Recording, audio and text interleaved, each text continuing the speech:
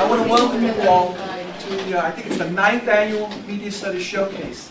Each year, what we do is, in this time of year, we try to get the program together of students. We try to show them the work that's going on in the other concentrations.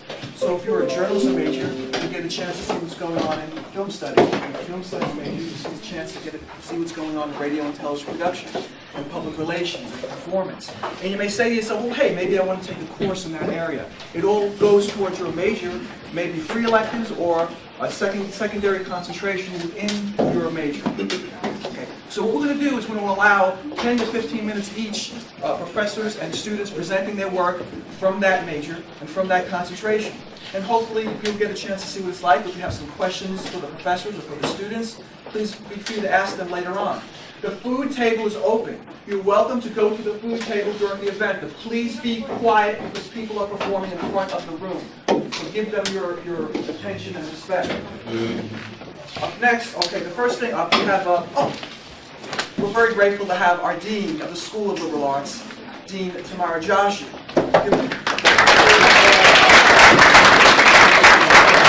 Understand, the school is divided into, the college is divided into 5 schools. Five schools, and the School of Liberal Arts is a very large school in the college at Mercy College, and Dean Joshi is the Dean of the School of Liberal Arts, and Media Studies is a program in that School of Liberal Arts. It's in the Department of Communication. So please welcome Dean Joshi. Well, good afternoon, everyone, faculty, students. Thank you, Professor Grasso, for inviting me. Boy, the energy in this room is palpable, and I know that it's a tight room, so probably that adds to it. So, students, are you nervous? Very. Yay! Good! Good. It's a good thing to be nervous because those butterflies in your stomach means that you're energized, your adrenaline's going, and you do the best work, I can guarantee it, when you're nervous. So it's a good sign. And those butterflies will all be gone in a couple of hours. This will all be done, and you'll be feeling very accomplished by the end of the afternoon. But I do want to commend you all for your hard work this semester. I did attend this showcase last year, and unfortunately my schedule is going to prohibit me from being here for the entire program. I'll have to leave in about an hour. But the performances and presentations I saw last year were phenomenal. So it is a testament to your hard work and especially to your creativity. This is all about creative energy. And it's a wonderful thing to see and also to share. And you can see your peers, your colleagues, sharing the work of the term, and it's really a good feeling. So I just wanted to greet you and to wish you luck on your presentations and to commend you on your hard work this semester. So let the show begin. All right, thank you. It's wonderful to have a dean that cares so much about the school and about the programs of the school. I really do appreciate that. Okay, moving on to the program, film culture. Professor Steve DeRosa teaches many classes in film culture. He also works in the Learning Center. You are the Associate Director. Associate Director. I always get that up in the Learning Center. You may come across Professor DeRosa at some point. But Professor DeRosa is going to talk about the language of film, one of the foundation courses in the Film Studies program, and one of the students is going to discuss a paper or present a paper from one of his classes. So please welcome Professor Stephen DeRosa. Great to see you all. I'm going to talk a little bit about the film culture program, particularly the course I'm teaching this semester, which is the language of film. So as Professor Grasso said, it's one of the foundation courses. It's really kind of the course that lays the building blocks through which students in the major, and if you happen to take courses, if you're not in that concentration, it's almost like the course that really, no pun intended, but it's the lens through which you can really appreciate and understand the other courses within the concentration.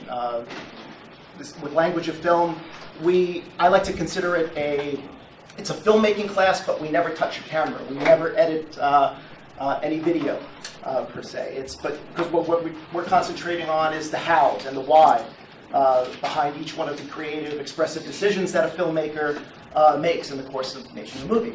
We're concentrating on narrative films in this instance. So for example, mise-en-scène.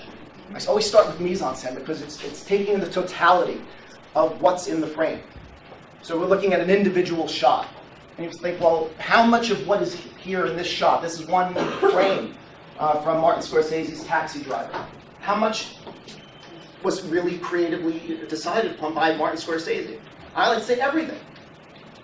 Right? From the choice of the location, the setting, the figure position, the image size, what we call subject camera distance, whether it's a medium shot, close up, and so on. But also the costumes, the wardrobe, the colors in the location itself, the set design, the art direction. Is there a color that really stands out? Red. Burgundy. Red, burgundy. Like some of our projectors need to be calibrated a bit. But red, right? So we see red where? Both shirts. Right? Both shirts, both characters. We see a very young Robert De Niro. Car outside. The car outside, very good, Fiona. Okay, the carpet. And there's other elements within the location that have where the color red is. So what does red symbolize to you? The other woman.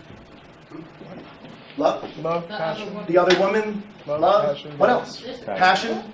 Blood. Blood. Okay, so all these connotations come up, and that's all part of the subtext of the scene, all within one individual frame in the shot.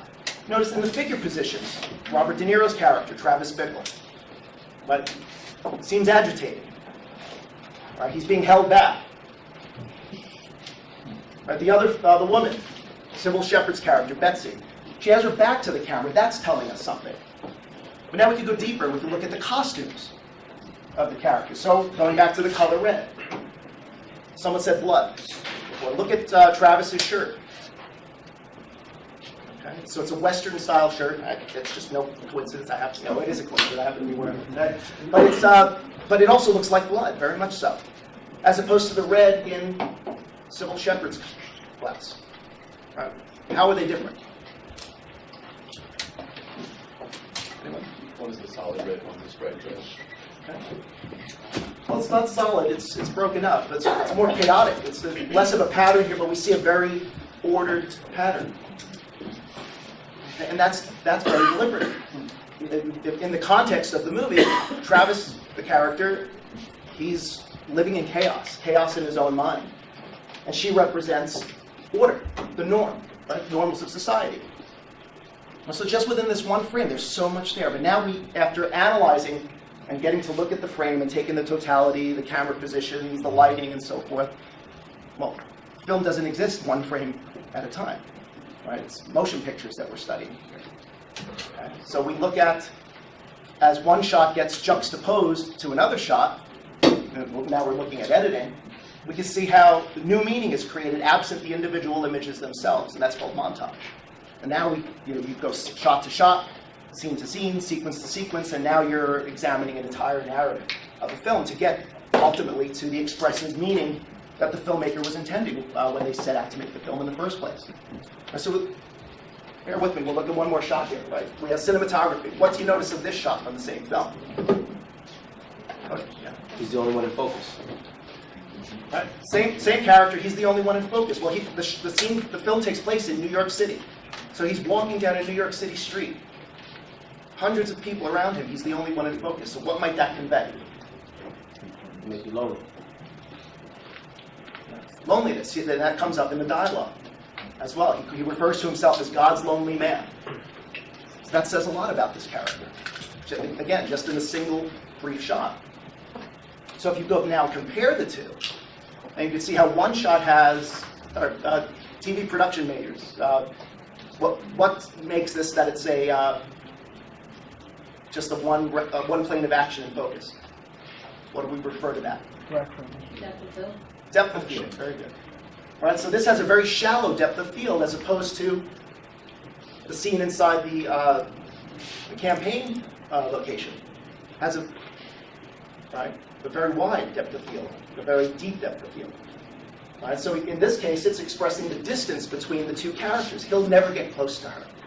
Had they shot this seen with the same lens, telephoto lens as they shot this scene, they would appear, it would flatten the image and make them closer together. So we examine each one of these choices that a director makes directing a film. And all of this is planned out in advance. It's not just happenstance and they get on, there's improvisation takes place with acting, particularly Martin Scorsese likes to get that immediacy from his performances, from his actors. But the shot types, the camera positions, the camera movement is all very deliberate and very much planned out. But the protagonist did not really seem interested in moving the relationship along with Lisa. It seemed that she would never get married to him, so once she had the wedding ring on, it's kind of like showing that you're going to meet eventually, even if you don't see it right now. Courses that I teach, obviously I teach 3 communication courses right now and 1 media course. And the media course is in the spring, and the comm course is actually here. We've got some of our intercultural communication students. This is their class time, so they have to be here, and I'm glad that you are. So, but the reason that I show some of the work here for intercultural is because we talk about some pretty heavy-duty stuff, and it's a great way to understand sort of a foray into communication, because we as communicators need to understand the context in which we are storytellers in different ways, not necessarily media, but the way that we communicate. And so we study cultural texts. We understand the difference between popular culture power and how those dynamics interplay. We also talk about how the U.S. Generally sort of absorbs commodities from other cultures to make it their own. One of the other things that we talk about is how we're perceived outwardly to other cultures as well. So when we're doing all of this, it's really actually about understanding our place not only in this community, but within the nation, within the state, within the world. And we talk about key concepts, cultural imperialism, for example, and the domination and spread of these cultural products. So why do we talk about all of these things, and why is this not a media course? Well, because what's sort of important to us as communicators is to understand the role of prejudice. And the prejudice that happens and can play when we do communicate, and the stereotypes that sometimes we have and hold. And so part of what we do is understand the lens through which, to borrow a lens again, the lens through which communicators in intercultural setting have to understand concepts. And so we have 3 main approaches that we talk about. Social sciences, interpretive, and critical.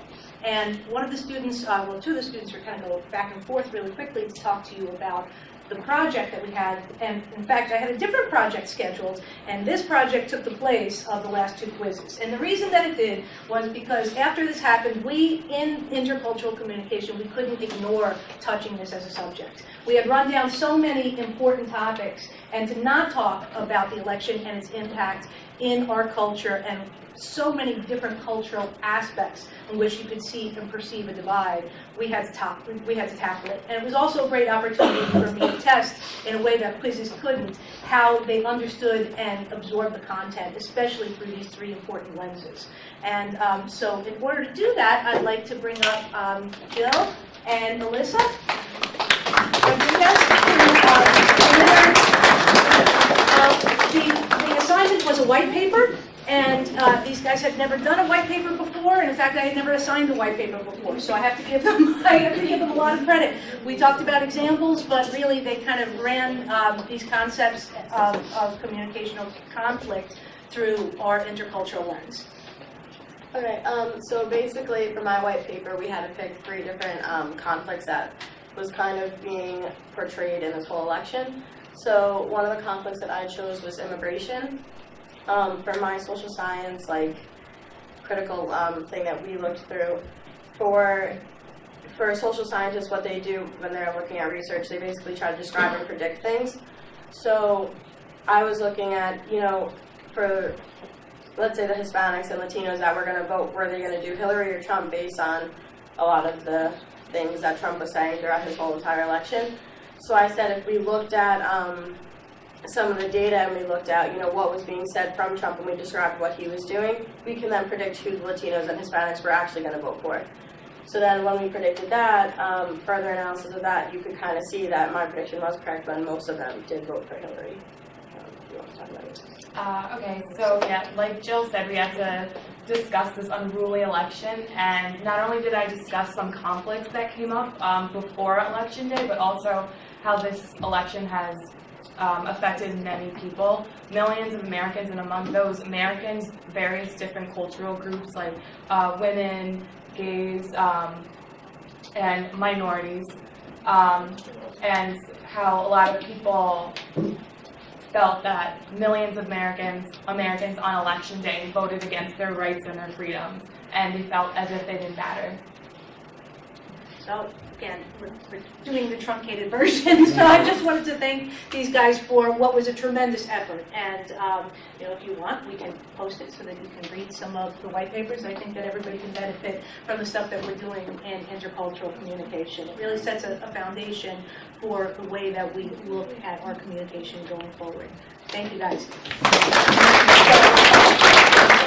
So this being said, they're not just looking at data, they're looking and talking to people and getting a first-hand account, and then they're also looking at these issues in macro context. But in order to do all of this, it still comes down to the person in the end. And a lot of what we talk about in class is the concept of self-reflexivity.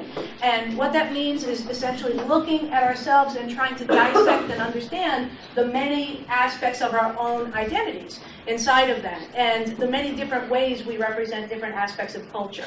And the important thing about intercultural communication is that it can be dialectical, and also certain things can kind of live in the same person that comprise a mosaic of what we call identity. And we can have multiple identities. And so the students in the class do this, and one of the things that we did today was everyone had to do it is called an identity mosaic, and it's essentially a digital story. Again, I try to get the students to look at things as visual communicators, to use those things as well. So it's not just papers, but really try to figure out how to tell those stories about themselves and understand the values, the cultural influences, both external and also familiar and regional, how those play a role in making us who we are. And if we understand that, then we can understand the broader culture. So in order to show that, today we picked Max, where is to tell us a little bit about hers. If you click, well, before you click, Max, do you want to tell us? Would you rather talk after? Yeah, so my name is Maxielle Pineda. I'll talk a little bit just to say. Maxielle Pineda, I'm in Snyder's Intercultural and Communication class. And we were given this project. It was basically to put in context the terms and things we learned in the class in relation to how we view ourselves and our place in society. So this is just a little thing we put together, and this is my project. Then I'll explain a little bit. A little thing, okay.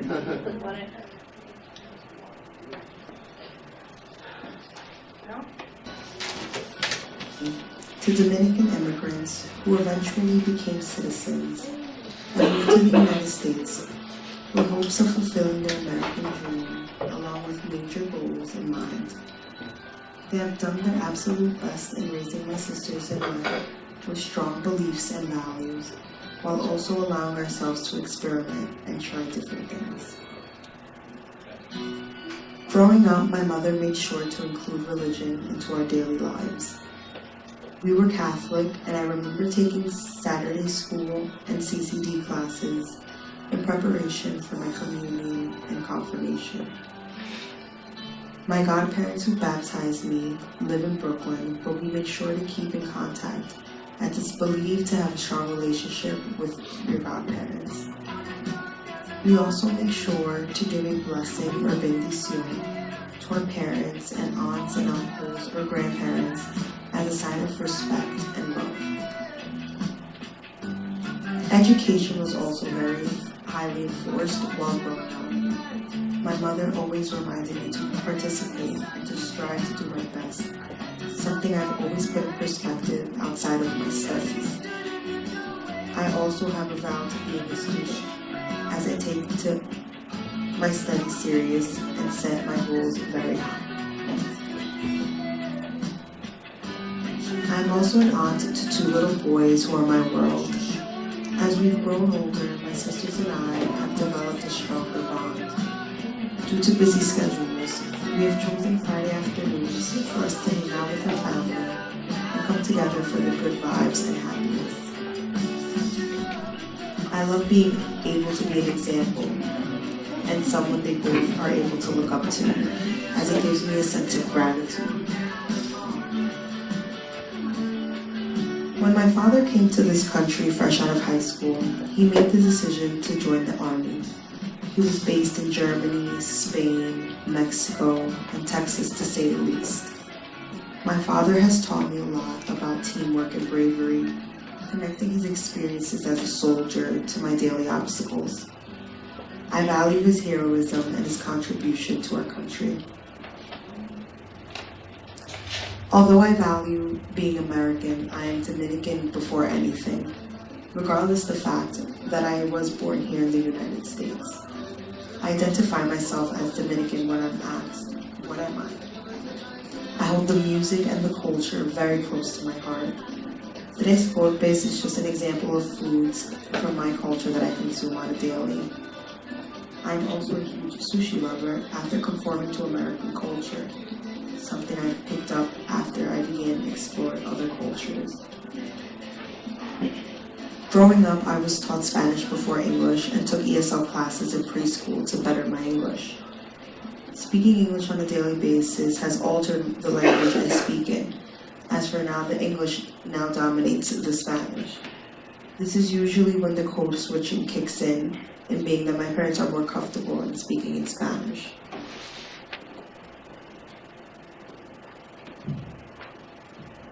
I have strong beliefs on women equality, LGBT rights, and caring for the homeless. My strong beliefs really showcase the type of person I am. I sometimes find myself feeling as a minority in this predominantly alpha male-dominated world, but I truly believe anything is possible and that women should have the same rights as males. Growing up in New York has really formed me as a whole.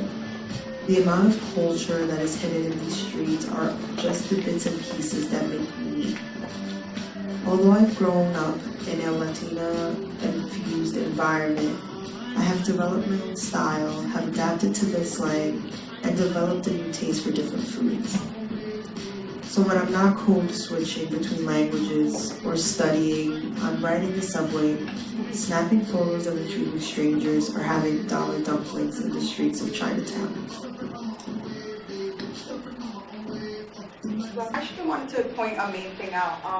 It's basically something we learned in the class, and basically something I learned in the class as well, which is ascribed and avowed identities. Basically, ascribed identities are ways that the outside world views you and labels you, versus avowed, which is labels that you give yourself.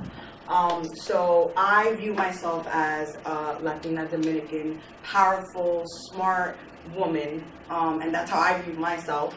And it's just something I've noticed. It's also, this project really helped me notice how the outside world looks at me. I believe that, for example, I'm more of the darker skin of the Dominicans, and sometimes I'll be on the train or I'll be on an elevator or something, and Spanish-speaking people would think I'm African American or black, and they'll just speak negatively about me, and it just goes to show how they view me as a minority. Meanwhile, I'm here standing in the elevator as a proud Dominican, Spanish-speaking, actually understanding what they're saying, woman. So it really goes to show, this project really did help me see how I view myself and how the world views me. Thank you for stepping up, and like I said again, we viewed everybody's today, so I think that everybody did a fantastic job, but I really appreciated the way that Max interpreted this assignment for herself. So the other class that I teach is a media course, and that's creative advertising. Obviously, some of you have been with me in the class.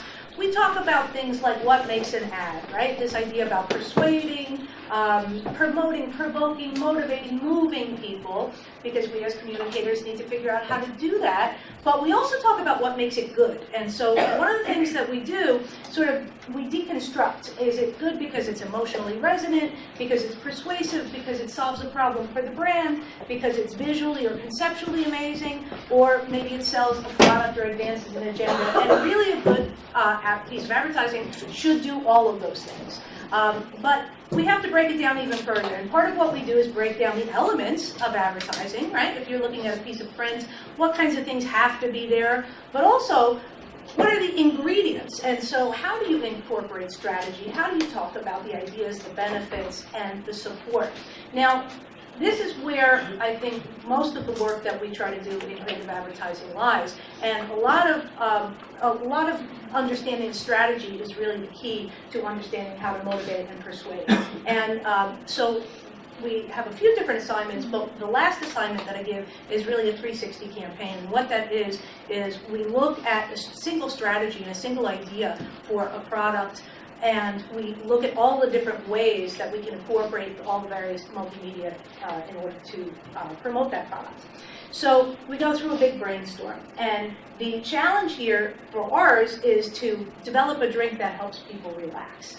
And you know, there's so many out there that kind of like jack you up. So we're looking at trying to sell to a market that helps people relax. So you have to invent the drink. You have to strategically understand how to position it in the market. So it's quite a bit of strategy. And in order to execute that, one of the assignments, we have Lane, who's going to talk to us just a little bit about what she came up with, which was quite interesting, because a lot of folks came up with things like tea and sort of milky products, or things that had herbs and flowers. And then here's Lane, what she came up with. It sort of stood out. Lane, everybody's just looking at this. So, I should say that one of the things that we do first, and I'm not going to take you through this is more copy than I would ever advocate being on a slide, but it's called a creative brief. And so the students all have to write a creative brief first, and that solves some of the major problems for the brand. What are we trying to accomplish? Who are we trying to influence? What do they think now, but what do we want them to think? Why should they think this way? What's the tonality of the communication? And so they have to go through this sort of process before they can even figure out how to approach the brand. And Lane came up with something called the Oregon Trail. Did. Sorry, I did this last semester, so I'm trying to remember it myself. Yeah, so I did a tea/alcohol based drink. I'm a bartender, so alcohol's in my blood. Called. So I came up with the Oregon Trail. It's chamomile black tea mixed with rum, I believe it was. And my tagline was, "Sometimes it's good to fall off the wagon." So I wanted to kind of incorporate, I want everyone to be able to drink this. I want people who are in their 80s to drink it, people who are in their 21 to drink it. I really wanted to tend to a wide audience, and I felt like by having these older colors and the Oregon Trail, I felt like that kind of tended to a large audience. I feel like I'm not a big tea drinker, but I feel like a lot of people are, and I know a lot of young people are alcohol drinkers. So it's a beautiful marriage. I made a beautiful marriage. Okay. So yeah, I made an online website, but I accidentally deleted it. So Luckily, you're gonna get the we have everything stored in Blackboard, right, everybody? Yeah. So yeah, Blackboard. So my drink was, it's made in a mason jar.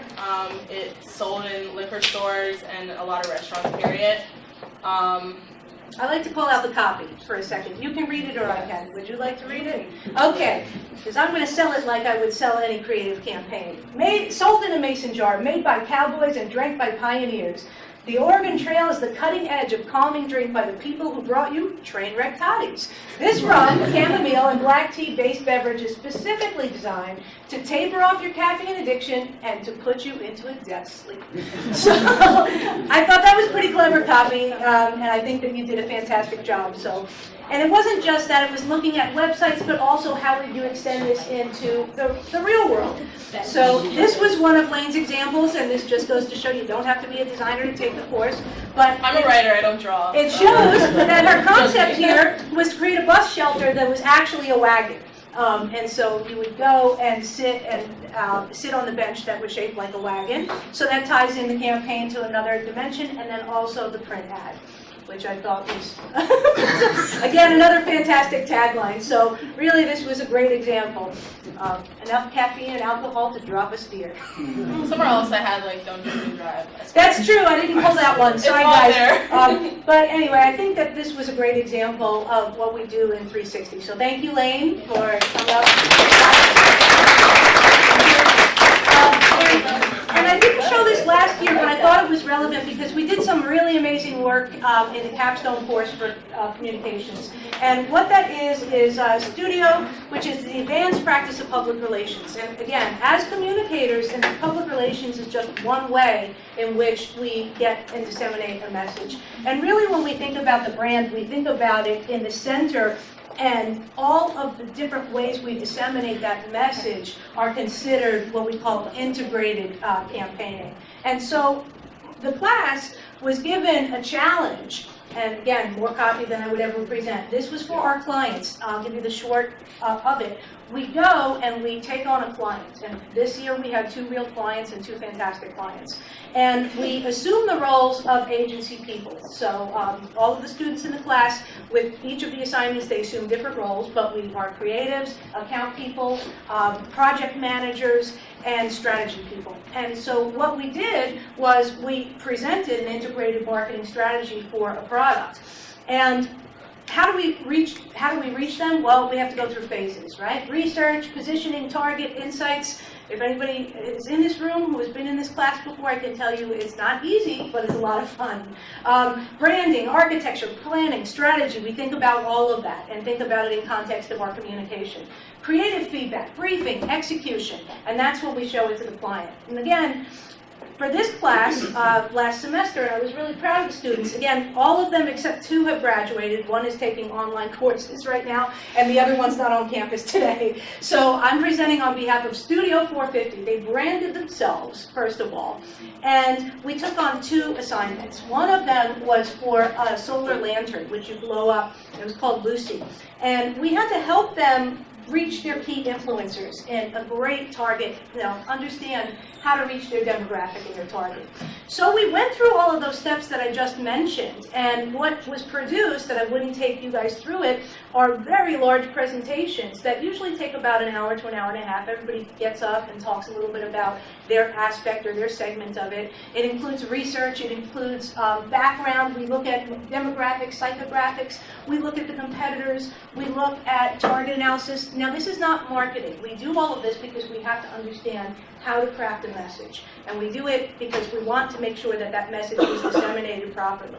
We create personas, right? People who we would be talking to. Because if we can use our data to turn them into real people, then we can figure out how to reach them and through which channels. And then we came up with what we call key strategic objectives. And for this account, we came up with 4 of them. And they were based on the needs of the client, but also the needs of the product. The brand really needed to have some differentiation in the market. So then the students came up with what we call tactical objectives. And these are really the creative ideas that they came up with, all of the different campaigns that they came up with that met each of those objectives. And so basically this is what we did in the one class. And then the second assignment, again, not to bring up alcohol again in my class, but we had Patron as another account. And I had the fortunate opportunity to leverage some of my relationships in the industry. We went to McCann Erickson. If any of you guys have seen Mad Men, they talk about McCann. So we went to McCann Erickson and we presented to a group of people who actually run the Patron account. And we did some great work with them. And the slides, everything was designed and created by the students. We came up with those objectives as well and came up with offering tiered package services to them, as well as some really neat creative ideas that included drones, iPad, personalizations of your drink making, and things like that. So that's what we did in that class, and I'm sorry there was nobody here to show it to you, but I thought it was worth representing. So thank you very much.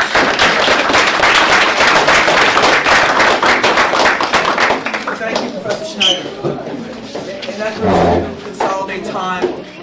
We only have this room until 3:30, so I ask the future speakers to please limit their speech to 12 minutes. The next man needs no introductions, our department chair and the the faculty advisor to the Impact newspaper. Please welcome Professor Michael Broad.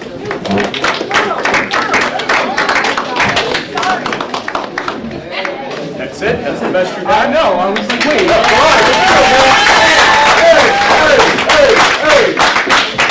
hey, get the wig. Okay. All right. We're going 10 minutes. We're going to be in and out here. We're going to talk about long-form journalism. What does that mean? Journalism that is long form. Journalism that is long. Thank you, Rodney. You're an excellent student. So, let me give you a 10-second history of internet journalism. When the web opened up 20 years ago, we thought we have all this space to write. It's going to be wonderful. It's going to be great. We're going to put so much stuff on there. And we did it, and no one read it. No one went. No one was paying attention to it. A couple reasons for it. One, the technology wasn't good enough. The page took too long to load. The photos slowed it down. The video slowed it down. Two, where were people reading online news? Well, 20 years ago, you were reading it at work, because that's pretty much one of the only places where you had a computer. So you couldn't really be sitting there taking an hour to read a story with your boss looking over your shoulder. So, shoosh, down went the long-form journalism, and back came quick-hitting 400-word stories, Twitter, where your attention span is boom, boom, you can just read it real quick. And that has proved to be extremely lackluster. You don't get the essence of a story, you don't get a face to it, you don't get any emotion to it. Hence, we bring back long-form journalism, which essentially is prevalent only in magazines and some weekend editions of a newspaper. But over the past 5 years, really over the past 2 years especially, we've started to have a renaissance online because certain things have changed. Tablets and smartphones now enable you to read these longer versions of stories while you're traveling. 5 years ago, you weren't going to bring your laptop on the subway. You weren't going to bring it to the beach with you, but now you have these devices that can. Because of this, sites like the New York Times, the Washington Post, sites that are just popping up called Narratively, longform.com. There's our productions that are now running on one story a day. That's all they run is one story a day. That's all they publish is one story a day. And they're doing very well. Websites are now, in the industry, are really making a point to bring back long-form journalism. Now, long-form journalism, what is it in a sense? Well, it's a story with multi-layers. And you have to kind of cut it up into chapters a little bit. If I told you you have an assignment tonight to read 50 pages for homework, one chapter, 50 pages, you're going to, But now if I told you you have 10 chapters to read, but they're 5 pages each, in your mind, just mentally, the way you process information, there's a little break there. There's a little pause. Read 5, okay, I'll keep going. I'll read 5, I'll keep going. I'll read 5, I'll keep going. Because you know there's an end to the means here. That's the same way you set up a long-form story. You don't just flush out 4,000 words. You start thinking strategically. How am I going to tell this story? What different places can I take this story to? What different sides of the story can I show? So I'm going to introduce 2 students right now who wrote 2 excellent long-form stories over the past year. I wish, as a college student, I had these 2 stories for my portfolio. And essentially, it was a culmination of a few classes. Tips they learned in News Reporting 1, tips they learned in investigative journalism, tips they learned in feature writing 1 and 2, kind of all came to the front working for the Impact, the college newspaper, which is classes you get credit in newspaper publication 222 and newspaper publication 333. So, Lauren, if you would scroll down just a little bit. Keep going, keep going, keep going, keep going. Let's click on that story right there. Up, up, up, up, up. 15 years, 9/11. So I'd like to bring up 2 of the students I want to speak today. Lane Griffin and Kayla Simus. Please come on up. Please come on up.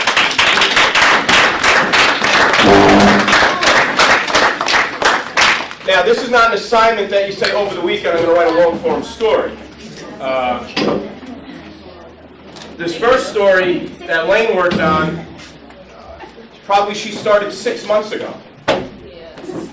And where some stories you might say, wow, it's so quick, I could read these stories so quickly, and I could do these stories so quickly. When I was working for the daily newspaper, I'd come in at 3 o'clock, I saw my assignment, and I knew what I was doing, and I'd write that story in one day, and I'd have to make 3 phone calls, talk to each person for 30 seconds, or for 30 minutes. This is a whole nother ballgame. You have to interview a person multiple times. You have to interview them before they go to the doctor, after they go to the doctor, after they come back from a major event. You have to get them on all kind of different facets of life. So this first story is 15 years later, 9/11 victims still looming as survivors.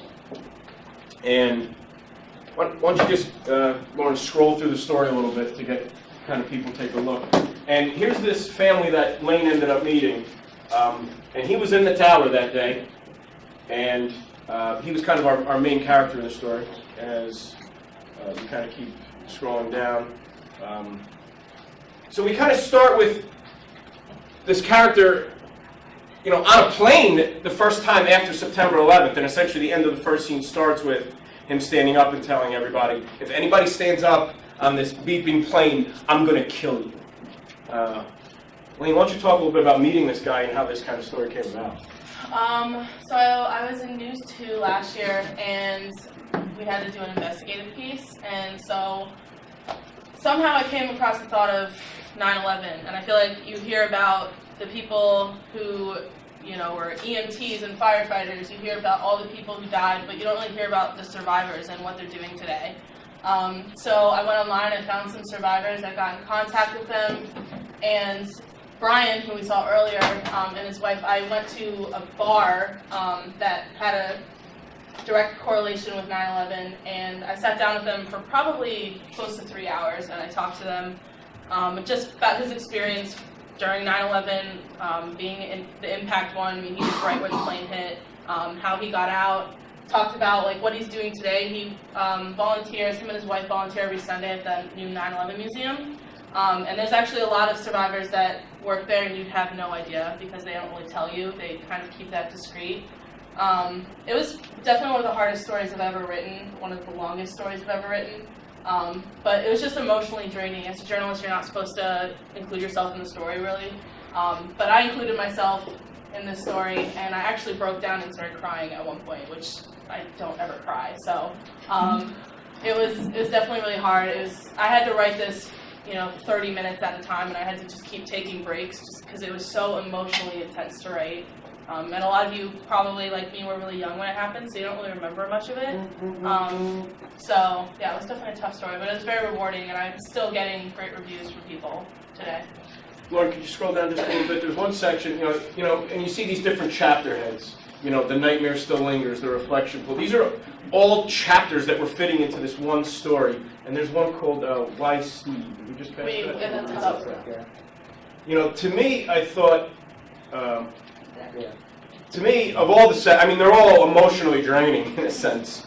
To me, I thought this section was kind of the worst because here he's talking about a friend that he lost and kind of meeting his family years later, his children. And, how did you emotionally, that's pretty intense. How did you kind of deal with sitting there and have a person tell this story about this guy who's friends with who's dead and his family, they have this really bizarre relationship? A lot of the time when he was telling me all this stuff, I was actually in my head telling myself, like, keep it together. Because he had this really good friend that he worked with, and when the first plane hit, they didn't know what was going on, but they were like, okay, we gotta leave. Like, something's going on, we gotta leave. And then his friend Steve was like, actually, I need to go back up to my office to get something. And when he did, that's when the second plane hit and he died, and Brian made it out. And he met his family, and his family asked him, like, what was so important that he didn't go back. And Brian looked me in the eyes, and he was like, I didn't know what to tell them. And his wife was sitting there, she's starting to get emotional. And in my head, I'm like, crap, I'm gonna start crying. Like, I can't do this. Like, I'm supposed to have it together right now. So it was really intense.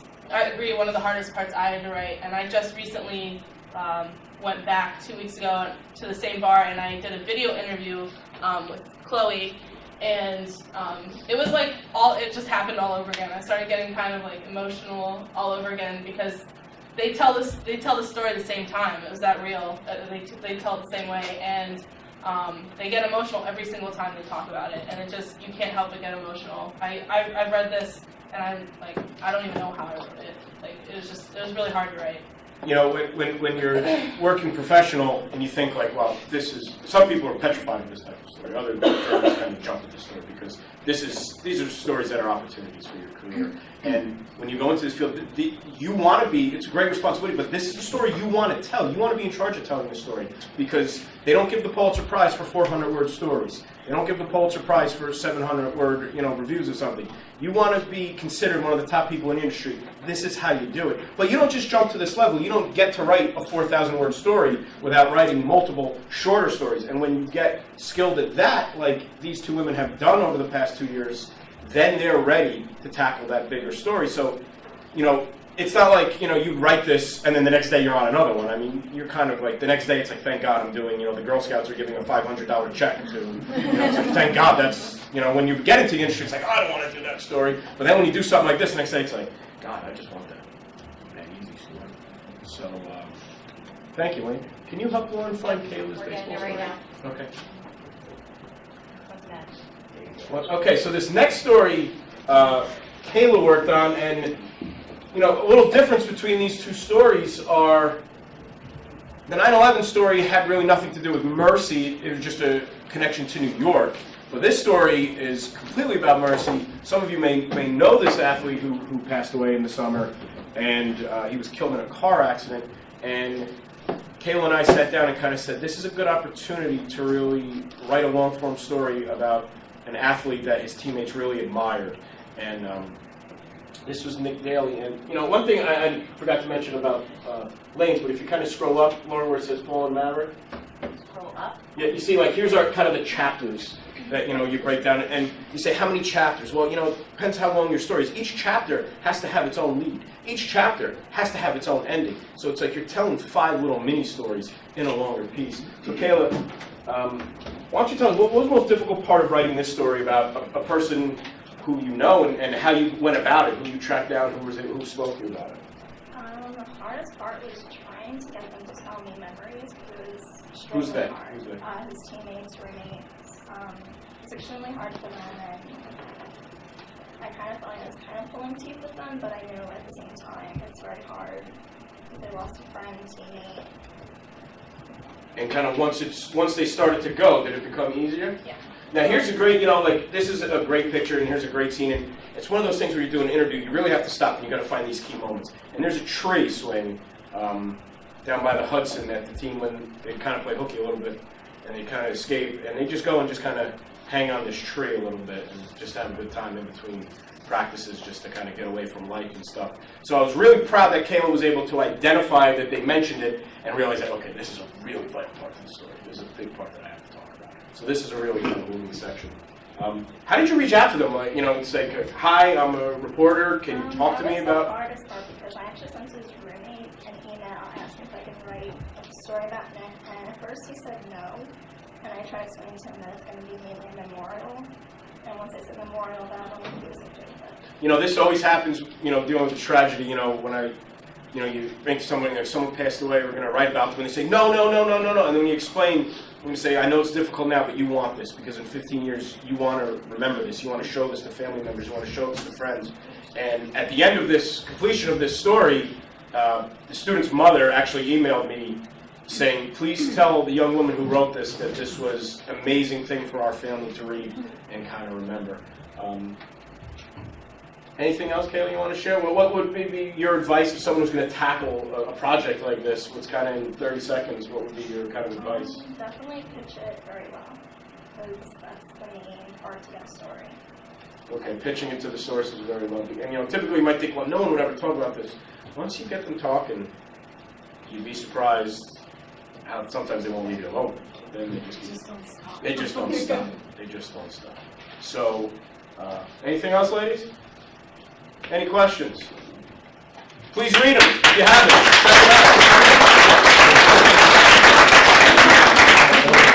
We're going to switch a little bit. We're skipping the video editing section. We're going to come back to that later because Professor Parada and Professor Dustin McCarthy have to teach class in a little bit. So we're jumping down to writing for film and TV. Professor McCarthy teaches writing courses in film and television. And here at his group, we're going to read a sample of his script. Student. Hi everybody, I'm Professor McCarthy. I taught Some of these students I taught in Introduction to Writing for TV and Film, and then Advanced Writing for TV and Film. And in the first semester, we do exercises to learn how to write for character. We learn the format of writing for film, and we learn how to write visually. One of the things that's the hardest for us to learn how to do is to take what's on the inside and put it into action, so you can see people and their behavior through the way that they act. And Christian Arriaga Flores wrote a script that we're going to read from. It's a good example. He wrote this in the Advanced Writing for TV and Film, where we write the turning point in a feature-length script, the important points along what is roughly a 90 to 120-page script. So the scene that we're going to read from is called The Break Into Two, which is the end of the first act, which is the moment when a character makes a decision that is going to propel them into the rest of the story. They have a circumstance they have to deal with, and then they tell the audience what they want and how they're going to deal with their situation. So I'm going to read the narration. Matt Reich is going to read John. Can you put your hand up? All right. Professor Parada is going to read Will. Chelsea Castro is going to read the receptionist. Veronica Racek is going to read therapist. Angelo Rodriguez is going to read the man. Darian Green is going to read Skinny Lady and Mary. And what do you... Did I say you, Taylor? No. Taylor Carter is reading the doctor. Okay? Now everybody make sure you speak up so people can hear you. The War Inside by Christian Arriaga Flores. Interior John's car day. John pulls up to a 2-story red brick building. He parks within 3 feet from the entrance of the building, turns off his car, sits in his car. He turns to the right and sees an oval, medium-sized sign with black letters, the Invisible Trauma Treatment Center. Surrounding the side of the sign are fully blossomed, bright pink and white flowers. John notices a short, skinny lady wearing an oversized jacket and a man wearing a button-down shirt and denim pants. The man has his arms around the lady and is talking and walking toward the treatment center. I don't want to go in there and relive my past. You're not going to relive the past. They're going to help you move on from your past. Just make sure someone's in the restroom with me, please. The guy rubs his hands on her back. The couple enters the treatment center. John takes a breath and sighs, takes the keys off his ignition, leaves the car, and walks to the treatment center. Interior treatment center hallway day. Light brights of the hallway show a reflection of the light on the gray, glossy floor. The white walls are covered with picture frames of past patients, saying in big black letters, "I overcame my PTSD." John walking slowly in the middle of the hallway. Nurses and doctors walking around him. He passes by a room. Inside the room is a young man curled up in a ball in the corner of the room. He is shaking and crying. Passes by another room, a lady screaming. Nurses are trying to hold the lady down as she is trying to push off the nurses. The doctor turns to them with the needle. Lady screams. Get that fucking sharp knife away from me! Lady still continuing to push off the nurses. Now, Miss Crystal, I'm just going to inject you with some medicine to keep you calm. Doctor walks toward the lady with the needle. Nurses have her laying down on the bed. Please stop. Don't stab me like my husband did to me. Please, I beg you. Doctor injects her with medicine. You're stabbing me like Bill did to me. Stop. Bill, stop stabbing me, please. John makes his way to the reception desk. A heavy, red-headed lady with round glasses and pink scrubs is behind the desk talking on the phone. I'll let the doctor know you won't make it. All right. Bye. The receptionist hangs up, looks up at John. Can I help you? Here for group therapy? She lowers her glasses. Is this your first time? John nods. The receptionist hands John a clipboard with papers. Fill this out and hand it to me when you're done. John walks away from the receptionist and sits down on a chair nearby, begins to fill out papers. Interior Treatment Center Group Therapy Day. Sunlight shining through the rectangular windows. Fake trees in the room in each corner, making it a friendly environment. There's a long gray love seat, and next to it a big black chaise lounge. The group of people wearing name tags are sitting down in the shape of a circle. Well-suited man with glasses is sitting in the center of the circle on a big chair. John is sitting across from an olive-toned young man wearing a red shirt. Will, an old man wearing a black leather jacket with short, white, bushy hair. A lady with oversized jacket, Mary, standing up talking. I was raped when I was 26. My master would My master would rape me in the shower and leave me alone in the dark shower, with cold water running for hours. I can't use the restroom without anyone being there with me. If I'm left alone, I scream and pass out. I scream until I pass out. Sorry. Mary slowly, shakingly unzipping her oversized jacket. She drops her jacket on the floor. She is now standing with a tight tank top, showing off her bones from her stomach and skinny twig arms. He wouldn't even feed me. I became anorexic. I'm weak inside and out. I can't carry anything, can't even hold my 2-day-old grandchild. Mary grabs her coat and sits down, wipes her tears with the coat. I'm so sorry about your horrifying and traumatic experience. We all know and can relate with what you're feeling. Together, we can help you get through this. The therapist looks at Will and signals that he is up. Do I have to stand up for this? You don't have to, whatever makes you comfortable. John looks at Will and notices an American flag on his name tag. He's intrigued by it. Good, because I'm one old bastard to be standing up that long. Some people laugh. So I'm a Vietnam veteran. Was there for a long time. Came back with some little baby scars. John sits up and starts to pay attention. But I came back with a huge problem. I'm still living that war inside my head, dreaming of chasing my enemy with a loaded gun, or my enemy doing the same to me. John scratches his head and thinks. Dreams of them killing my fellow mates, and then waking up so goddamn mad that I couldn't save them because I had an empty gun. My anger led me to beating my wife and having random anger outbursts.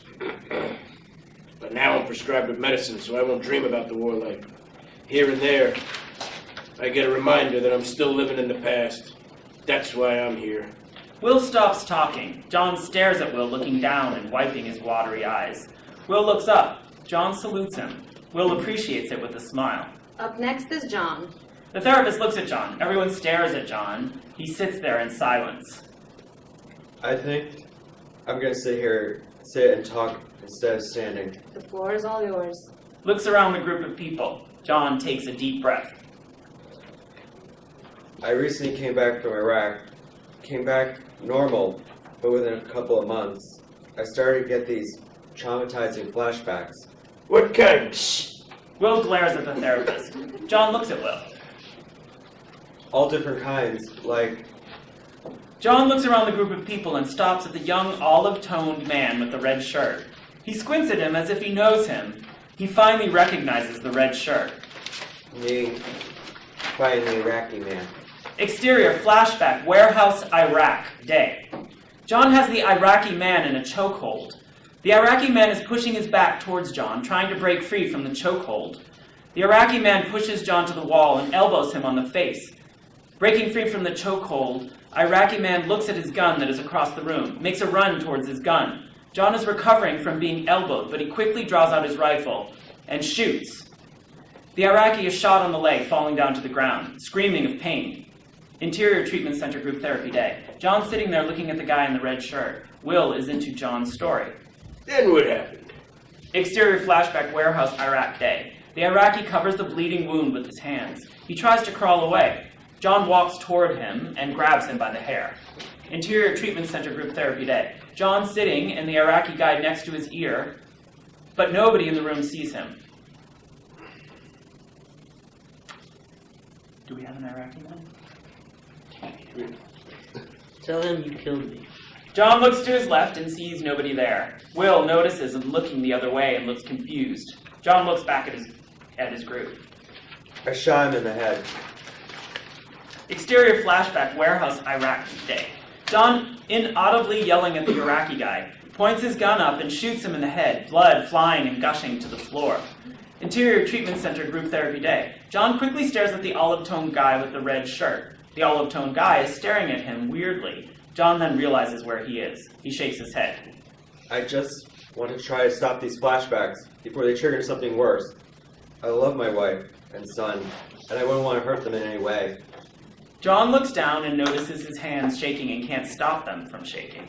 Okay, group, I appreciate everyone coming, and I will call everyone to arrange the group meetings as well as the individual meetings. Everyone is getting up from their seats and exiting the door. John and Will are the last to leave the room. So you killed that goddamn Iraqi, huh? Will puts his hand out to get a fist pound. John gives him one. Yeah, I had to. You know what, man? You and I are alike. No kidding. We shot people and come back fucked up in the head. Messed up, yes we are.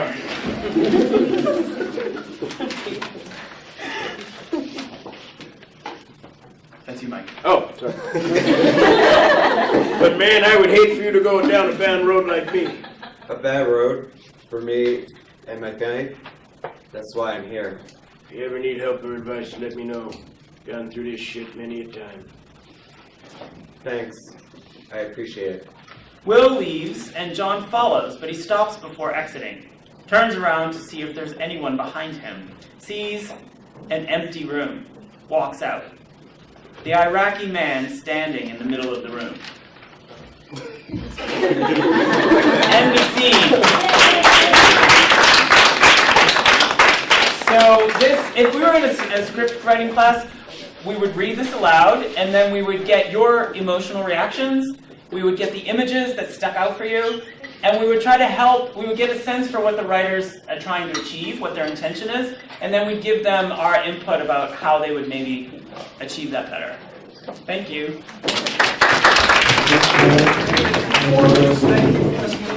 Professor McCarthy,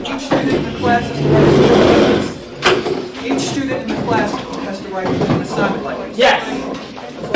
Yeah. Sorry if I wasn't Yeah, nice job. Good job, everybody.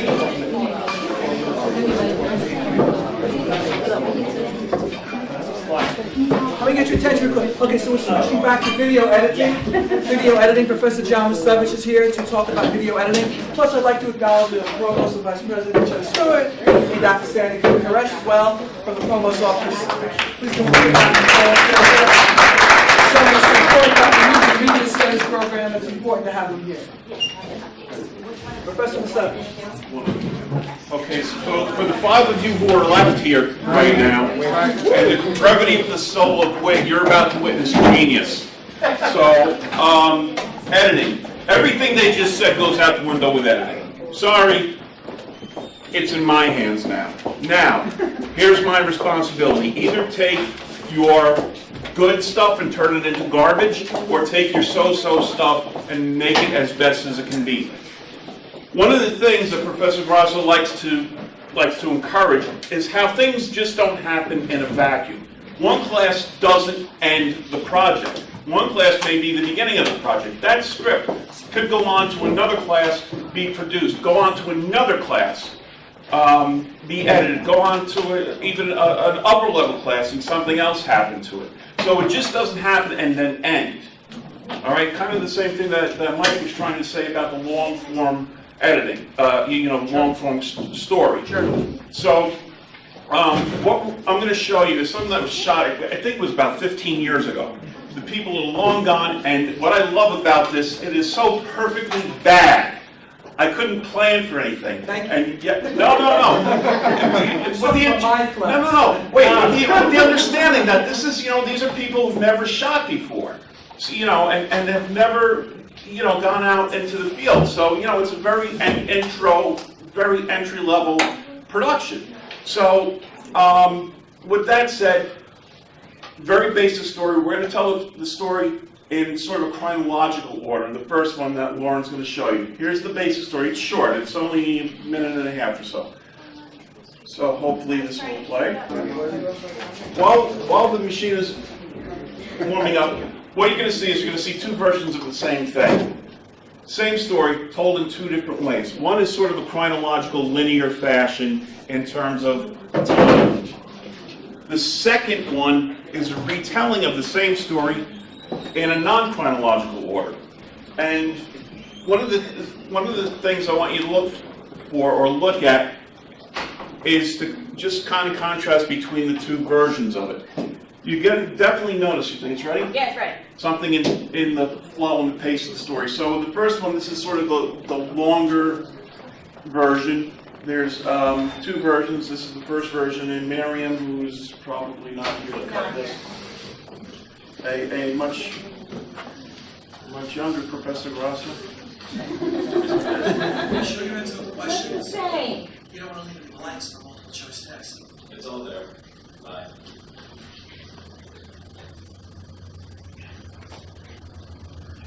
What she gave me the other day.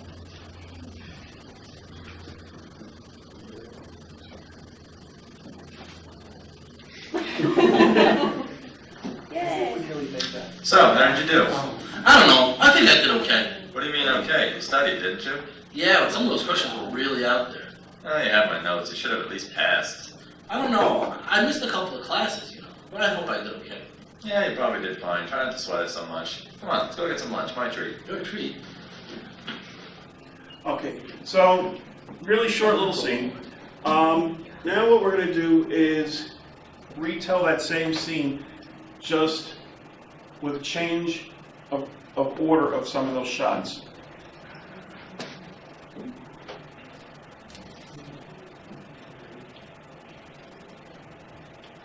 And 2, 1.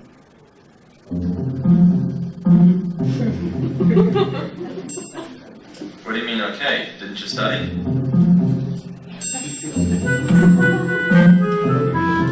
Oh, you have my notes. You should have at least passed. Yeah, some of those questions were really tough. Yeah, you probably did fine. Try not to sweat it so much. Come on, let's go get some lunch. My treat. Your treat.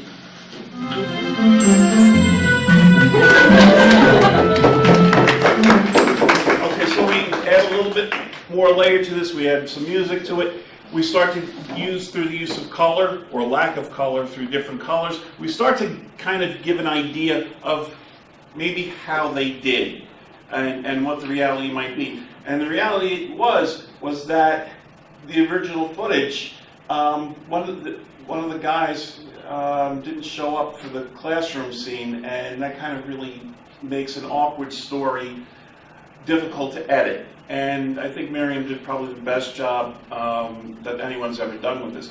There was one other comment I got this semester, and I was so happy about it. One of my students who's not sitting here, he did a slightly different version. Everybody cut their own versions, and he did a slightly different version of the first version. And I just asked him, why did you do that? And he probably gave me the best answer anyone ever gave me for editing. It was a very simple answer. It felt right. And that was the best answer everybody gave me. Because if you're taking this seriously, you just have a gut feeling about what feels right. And when you're feeling it, it's probably right. So unless there's something else, I will hand off to Professor Ross. That's the 16th. Okay, thank you. The next clip is actually a television production, but it's over 3 semesters. Deanna Capers produced a piece that we originally produced an advanced television studio production in standard definition. And then when we got to field production, we produced an attachment to that story in high definition. And then she took that and her experience in the editing classes and edited the whole thing together. So you're looking really at 45 weeks of work, you know, but this is what it came out to be. So Deanna Capers, you look lovely. Please. Thank you. So, really quickly, my name is Deanna. I am a senior now in the Media Studies department here. And this piece is really special to me only because of not only how long it took, but how many people put their work and effort and time into this project. I come from a family that are not really fond of me being a media studies major. Since I've been in college, I had to change my major once. And my dad's like, you know, you still have time to become a double major in something else. And I was like, no, this is what I really want to do. So that's it, and hope you guys enjoy. We also shot at Lou Gehrig's grave, famous baseball player, and I thought that was really cool that he even got a chance to experience that. And yeah, you might recognize some fellow students that you guys might have had class with, but the production, the sound, the lighting, the editing, all was produced by your fellow students and myself. Please enjoy.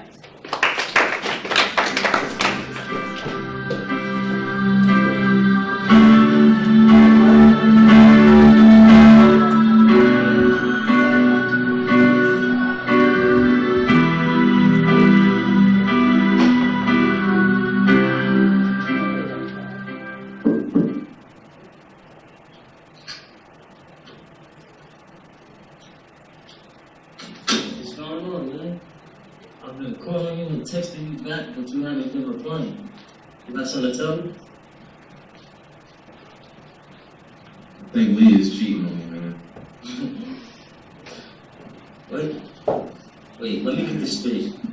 You called me 6 o'clock in the morning because you think Leah is cheating on you? I'm serious, man. It's not a joke. Yo, Leah is not cheating on you, man. Trust me, I know. Oh, yeah? How you know?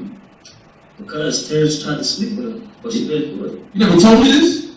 I mean, nah, I feel like it wasn't nothing to tell.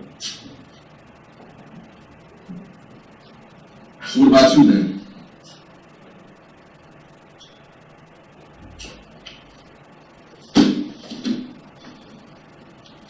Yo, I know you did not just ask me that, man. I've been your boy since 2nd grade. We graduated together, we was homeless together, man. Not once have I ever questioned your friendship. Well, how you found my wallet? I found your wallet behind my bed. The same one I shared with Lee. Man, every day, man, I go to work and y'all would think I was gone, but nah. I was up the block watching. Watching my best friend go in my house, having sex with my girl. There's plenty of other girls out there, man. Why you had to choose mine? You're so delusional, man. I hope your thoughts don't ruin your only chance at happiness with this girl. Come on, man. You got a good girl, Steph. Get it together before you lose the best thing that ever happened to you. I'm not even here. This is all in your mind.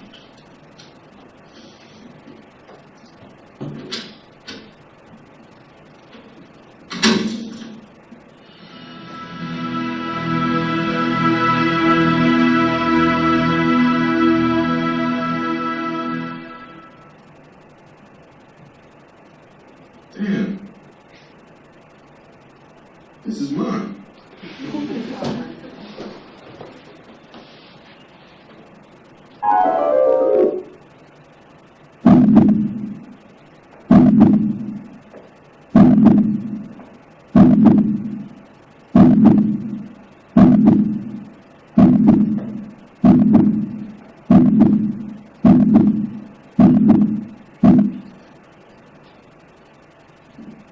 I think Lee is cheating on me, man.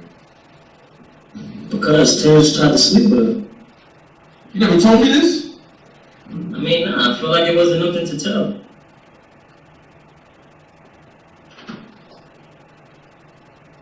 So what's new for you, girl? Nothing, probably working. I'm so upset about it too. What are you doing? Yeah, I'm about to go on a boat party with my boyfriend. Have a good time. Party on a boat? I'm gonna tell you about it. I gotta go to work. Alright, that's cool. See ya. Oh, Sherry, I totally forgot to ask you. What the Leah. Yeah? Can I help you? I'm sorry, man. I thought you was someone else, man. I'm sorry. Babe, I don't know him at all. I have no idea why he touched me like that. I swear, I don't know him. I have no idea who he is.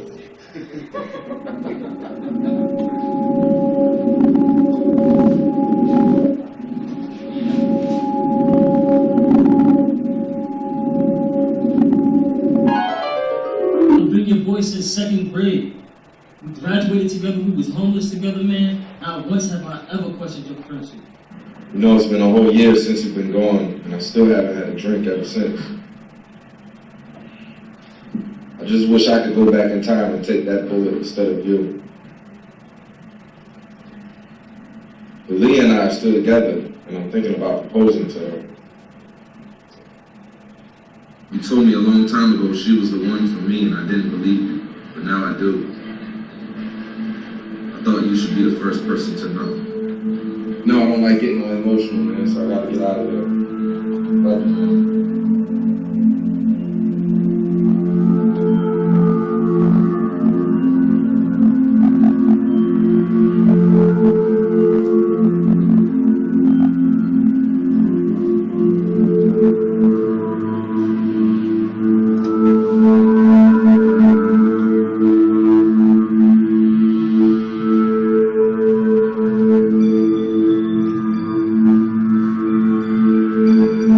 Thank you.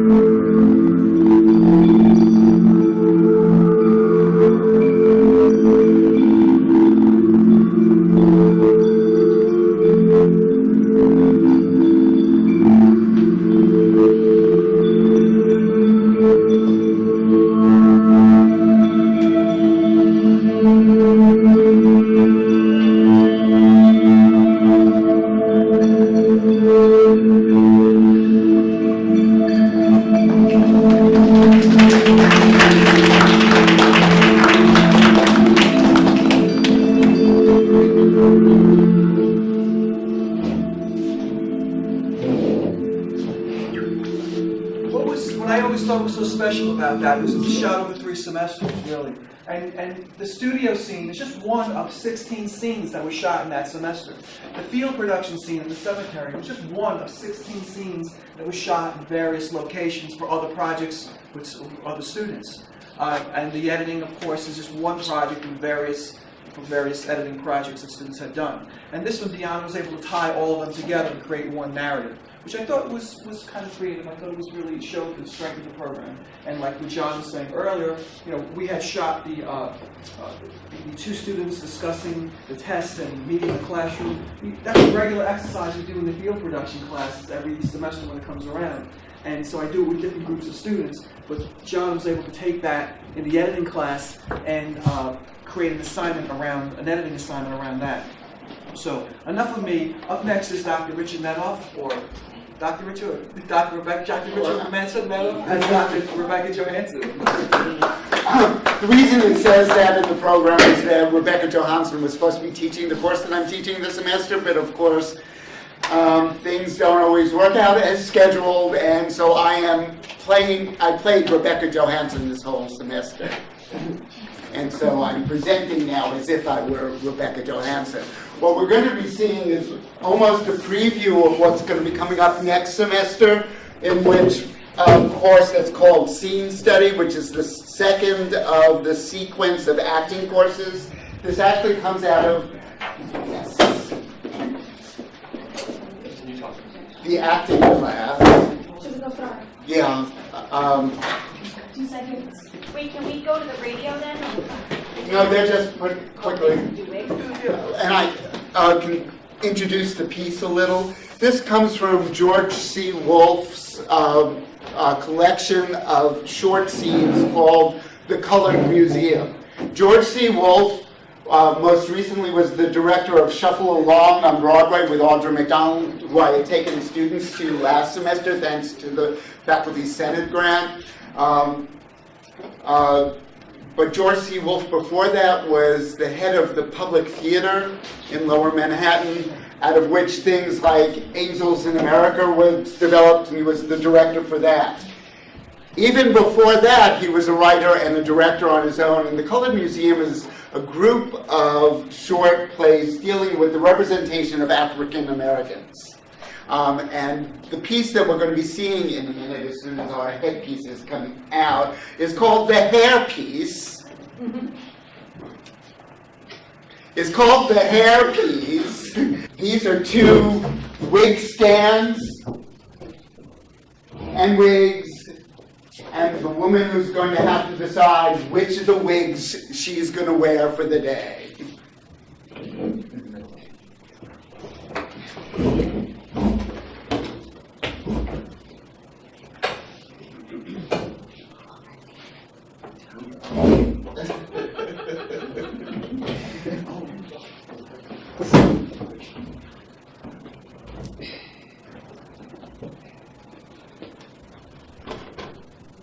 And see.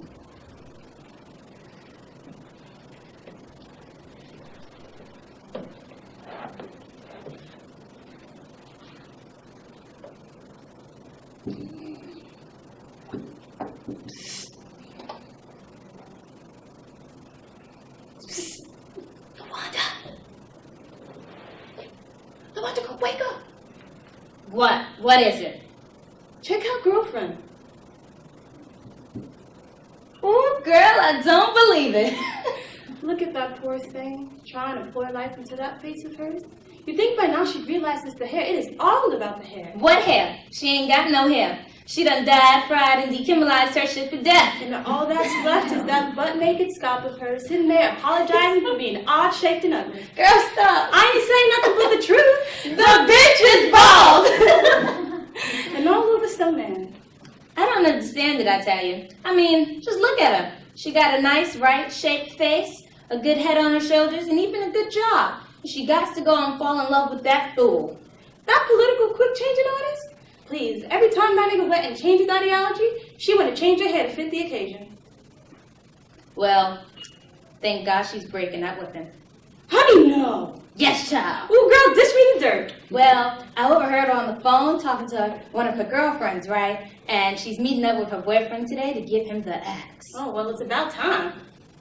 Well, I hear you. Don't worry about a thing. I'm gonna tell you all about it. Oh, you won't have to tell me a damn thing, because I'm going to be right there, front row center. You? Yes, girl, she's wearing me to lunch. I don't think so. What do you mean, I don't think so? Exactly what I said. I don't think so. Damn, Janine, get real. How the hell she gonna wear the both of us? She's not wearing the both of us, she's wearing me. Says who? Says me, says her. Ain't that right, girlfriend? I said, ain't that right, girlfriend? Hello? Hello? Did you hear the damn phone ring? No. So put the damn phone down and talk to me. I don't understand. It ain't that deep, so don't worry. Now, you're having lunch with your boyfriend today, right? Yes. Yes. To break up with him. Yes.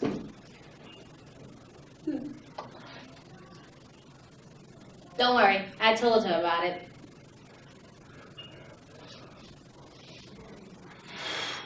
I don't understand. What's going on? You need to set her straight and let her know that you're wearing me. She's the one that needs to be set straight. So you go on and tell her you're wearing me. No, you're wearing me. Well? To be honest, I hadn't really decided. What do you mean you haven't decided? After all that fool's put you through, you're gonna need all the attitude you can get, and there is nothing like attitude and a healthy head of kinks to make his shit shrivel like it should. Yep. When you're wearing me, you're letting him know that he's not getting no sweet talking comb to your love without some sweet resistance. The kink of my head is like the kink of your heart, and neither is going to be hot-pressed into surrender. That shit is so tired. The last time attitude worked on anybody was 1968. Janine, you need to get over it and get on with it, okay? And you need to give the nigga an axe he won't forget. A goodbye he will never forget. Give him hysteria, give him emotion, and give him rage, okay? And not only will I come back bouncing for more, I will make your emotional outburst shine with emotional flair, okay? And you just might win a head award for best hair in a play. Honey, please. She don't need no Barbie doll dipped in chocolate telling him what to do. He needs a head of hair coming from a for real place. Don't talk to me about coming from a for real place, Miss Made in Taiwan. I am not ashamed of where I come from. It doesn't matter where you come from as long as you end up in the right place. And it don't matter the grade as long as your point gets made. So go on, tell her you're wearing me. No, tell her you're wearing me. Set the bitch straight.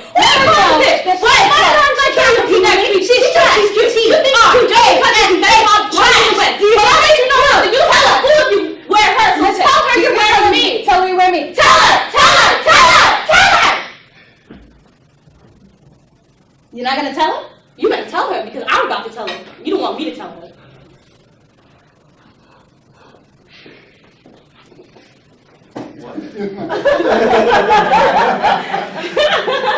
It was a stand-in at the when they both yells, tell him, tell her. Looks wrong gender. Yeah. You were supposed to pull the wigs off, and you were supposed to see they're both bald too. Bad joke. Thank you.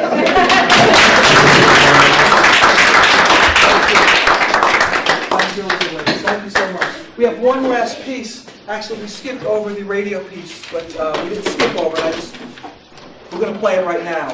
Angelo Rodriguez, if you go under radio production. Our radio production classes are taught by Professor Matt Johnson. The students are required to write public service announcements and 30-second commercial spots.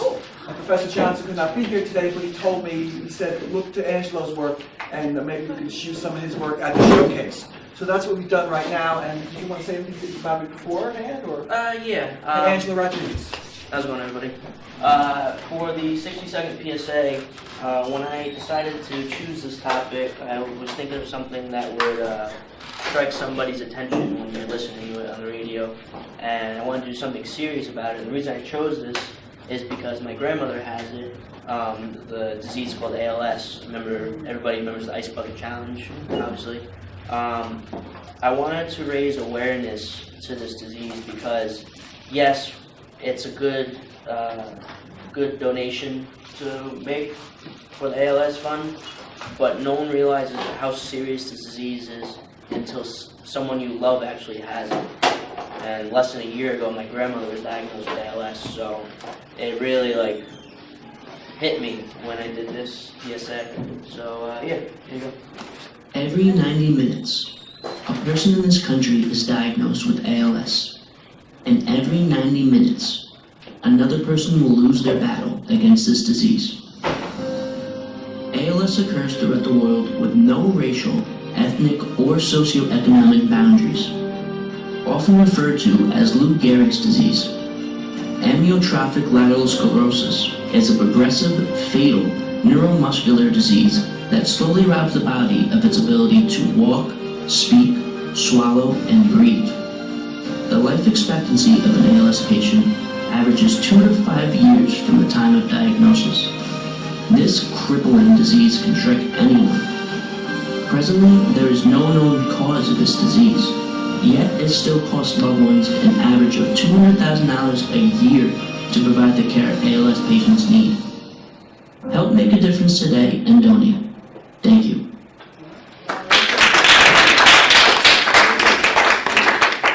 Much lighter note. What? On a much lighter note. Yeah, on a lighter note now. I did a 30-second radio spot about a nightclub down in Manhattan called Marquee. The reason I said new in the commercial is because it was new a couple years ago. I just had an outline from the previous project I did, so I figured this would be perfect for a 30-second spot. So here it is. Marquee, New York. Come join us on the dance floor and backstage for an unforgettable musical journey and behind-the-scenes experience. With the world's best DJs. Escape reality. Enter the nightlife utopia. Come visit the brand new Marquee, New York. 289 Smith Avenue, 646-473-0202.